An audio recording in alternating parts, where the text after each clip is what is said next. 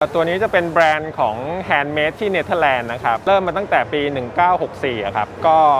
มากกว่า 50 ปีแล้วครับที่ Mocha Master เนี่ยทำเครื่องดริปอัตโนมัติจุดเด่นก็คือของเขาจะผ่านมาตรฐานสูงสุดของวงการกาแฟนะครับก็คือได้ SCA A ของอเมริกานะครับแล้วก็ SCA E ของยุโรปและยังได้ ECBC ของทางยุโรปอีก1ตัวครับเครื่องของ Mocha Master มีความเสถียรสูงในการชงครับส่วนรุ่นนี้จะเป็นรุ่น KBG Select นะครับจะเป็นรุ่นใหม่ล่าสุดจะมีสวิตช์ในการปรับเปลี่ยนการไหลของน้ำครับถ้าต้องการชงน้อยนะครับอย่างครึ่งเหยือกอาจจะ500 ml นะครับ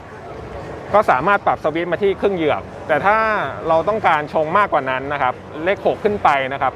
เราก็สามารถปรับสวิตช์มาที่เป็นฟูลจักเป็นเต็มเหยือกได้ชงน้อยก็ได้ชงมากก็ได้ครับผมเขาจะพัฒนาตัวหัวพ่นน้ำนะครับเป็น9ช่องนะครับ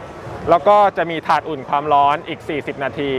พอเราชงเสร็จปุ๊บหลังจากนั้นจะตัดอัตโนมัตินะครับถ้าเป็นรุ่นนี้นะครับจะมีทั้งหมด12สีครับผมรุ่นนี้ครับราคาเริ่มต้นจะอยู่ที่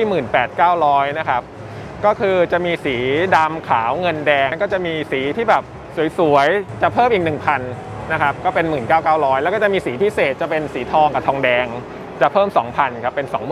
29,000 ครับผม